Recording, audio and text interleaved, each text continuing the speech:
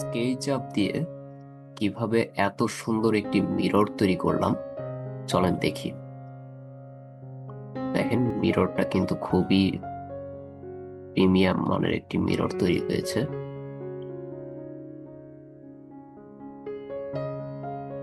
ওকে, আমি এখন sketch up মডেলে আছি। এর আগে আপনাকে রেন্ডারের ইমেজটি দেখানো হয়েছে। সো এই রুমটাকে আমি কপি করে এই পাশে রেখেছি, অর্থাৎ এখানে আমি মিররটি তৈরি করব। আমি একটি সার্কেল নিয়ে নিচ্ছি, সার্কেলটির সাইজ 2 ফিট দিচ্ছি। তারপর বাকেটটা নিয়ে নিতে হবে, কারণ আমি এর যে সেগমেন্টস আছে এটাকে আরেকটু স্মুথ করব। দেখুন এই যে এখানে সেগমেন্টস আছে, এটাকে বাড়িয়ে দিলেই এটা স্মুথ হয়ে যাবে।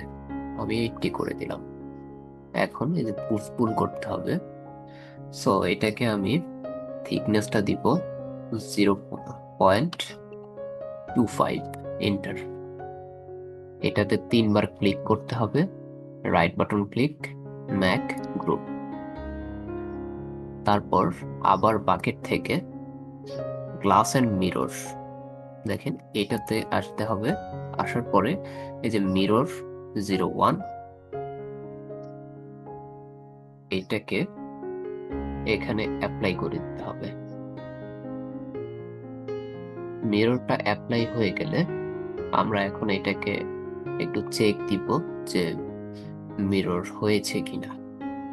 এখন এই রেন্ডারে একটি ক্লিক করলেই বোঝা যাবে যে এখানে মিরর হয়েছে কিনা। আমি রেন্ডারে একটি ক্লিক করছি,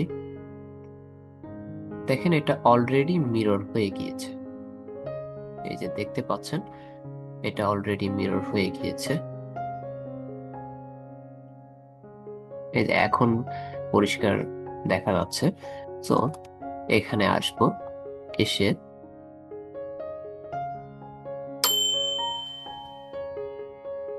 আমি এই ড্র টুলসটা দিয়ে এতটুকু পরিমাণ এভাবে ড্র করে নিলাম। এবার পুশ পুল করে এই অংশটাকে এইভাবে কেটে দিব। ওকে, আপনারা চাইলে আরো অনেক অন্যান্য ডিফারেন্ট স্টাইল কিন্তু করতে পারবেন। এখন দেখাবো এই যে পেছনে যে লাইটটা দেয়া হয়েছে এটা কিভাবে দিয়েছি, এটা একটু দেখাই। এই যে এখান থেকে ভিউতে আসবেন, তারপরে কম্পোনেন্ট এডিট, এখান থেকে হাইট রেস্ট অফ মডেল এইটাকে অন করে দিতে হবে। এবার এখানে ডাবল ক্লিক করলেই শুধু এই গ্রুপ ছাড়া আর সবগুলো সাময়িকভাবে হাইট হয়ে যাবে।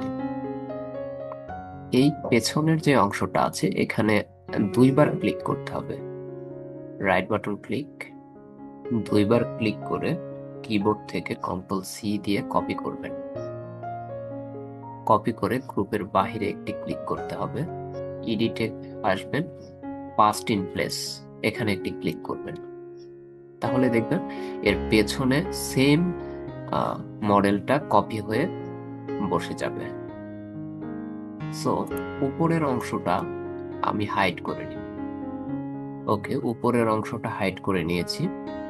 এখন নিচের অংশটুকু আমি 3 মিলি থিকনেস দিয়ে দিচ্ছি। এটাকে 3বার ক্লিক করে রাইট বাটন, তারপরে এখান থেকে ম্যাক গ্রুপ, বাকেট থেকে কালারসে চলে আসবেন। এখান থেকে যে কোনো একটি কালার অ্যাপ্লাই করতে হবে। সো আমি এই কালারটা অ্যাপ্লাই করলাম। অ্যাপ্লাই করার পর অ্যাসেট এডিটরটা অন করতে হবে। দেখেন এটা অলরেডি সিলেক্টেড অবস্থায় আছে, এই যে কালার D03। সো এখান থেকে এই যে ক্রিয়েট অ্যাসেট, তারপর ম্যাটেরিয়ালস, ইমেসিভ, আমরা এখান থেকে যদি দেখি এই যে দেখেন এটা অলরেডি ইমেসিভ হয়ে গিয়েছে। এবার এই ইমেসিভ 1-এ right button click, apply to selection. দেখেন অ্যাপ্লাই টু সিলেকশন করার সাথে সাথে এখানে পরিবর্তন হয়ে গিয়েছে। এখন এখান থেকে আমি কালারটাকে একটু গোল্ডেন করে দিচ্ছি এবং ইন্টেন্সিটি 5 করে দিচ্ছি। ওকে, এখন যদি রেন্ডারে একটা ক্লিক করি তাহলে আমরা বুঝতে পারবো যে ঠিকঠাক ভাবে হয়েছে কিনা। দেখেন এখন কিন্তু পেছনে এই লাইটটিও দেয়া হয়ে গেছে, অর্থাৎ মিররের পেছনে লাইটটি এখন জ্বলছে। আর খুব সহজেই এভাবে আপনারা মিরর তৈরি করতে পারবেন। আপনারা চাইলে আরো অন্যরকম শেপও দিতে পারবেন।